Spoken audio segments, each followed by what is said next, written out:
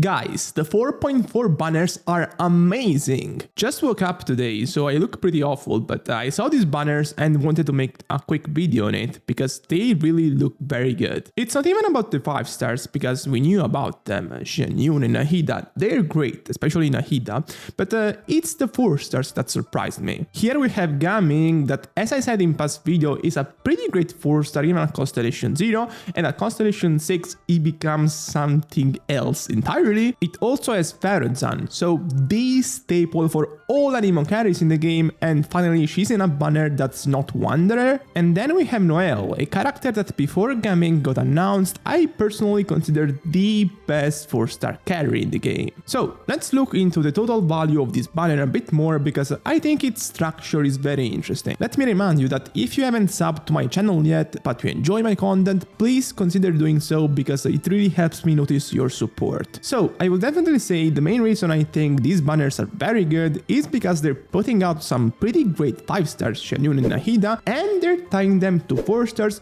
that in their context, so the context of 4 stars, are pretty much equally good. Specifically, if you want to pull for Xianyun, and I expect most of you to want to do that because she is the new 5 star after all, on this banner there are 2 4 stars that are pretty much tied to her on some teams in a quite inseparable way. In particular, Ferozan became a must-have for all the Xiao mains pretty much ever since she came out, because she just pushed his damage ceiling much higher. I would honestly consider to be a Constellation 6 Ferozan a broken unit pretty much, because Anemo as a carry element before she came out was pretty much lost in the terms of dealing damage, so they just concentrated all the buffs the Anemo carries needed into this 4 stars named Ferozan, and the result is a broken character. As a trade-off, in a typical MiHoYo style I will say, she just feels very lackluster at Constellation 0. Even though she already packs quite the impressive punch of buffs at Constellation 0, so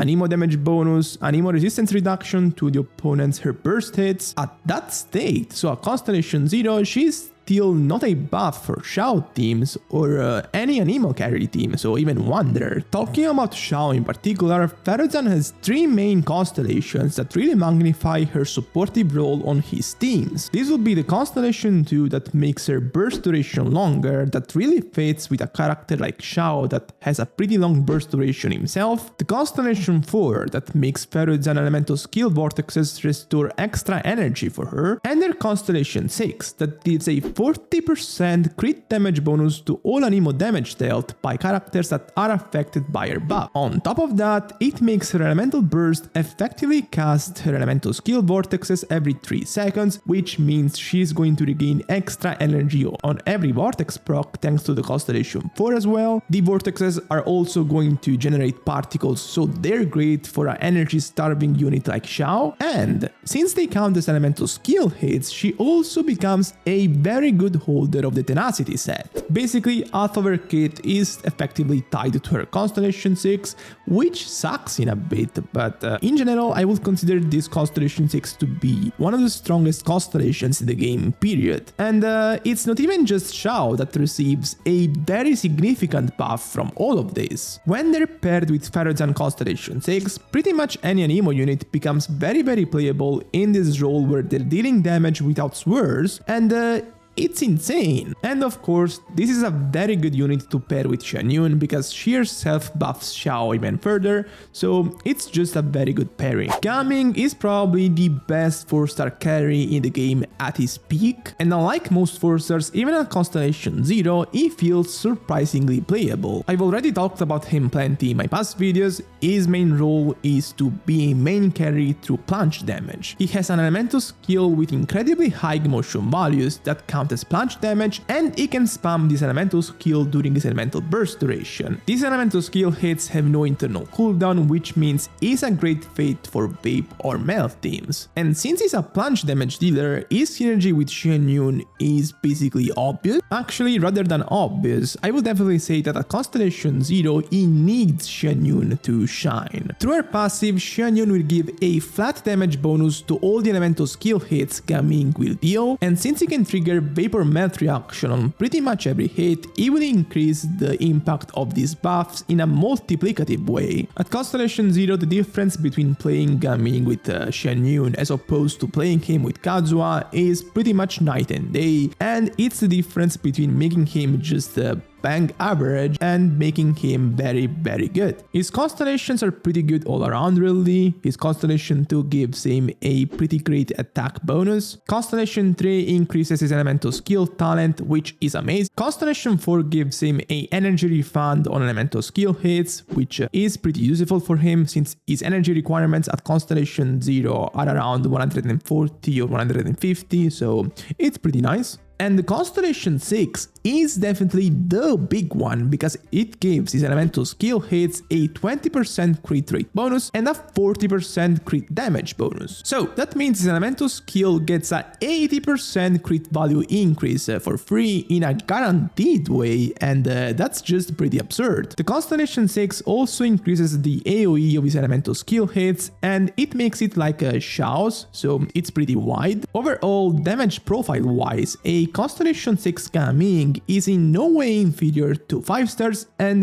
this is a great achievement for a 4 star. Noel is another 4 star I already talked about in my previous video. She is a character that got buffed pretty significantly when Fiorina came out, since her elemental burst allows her to be a carry on field while also healing the whole team, and this just gives her great synergy with Fiorina's buffs. Before Navia came out, there was a great case for Noel to be considered the best Geo carry in the game. In this context, her main draw is the charge attack that allows her to deal huge damage in an AoE sense. Usually, Claymore-based charge attacks are continuous attacks that last for 6 seconds, and then you have to recast them if you want to continue attacking. But there is this nice little trick that if you open the Adventurer book while you're using this charge attack, it won't just stop after 6 seconds, but it will last until your stamina is fully consumed. So like this, you can basically spin to win with Noel for 11 seconds uninterrupted, and it feels really good, like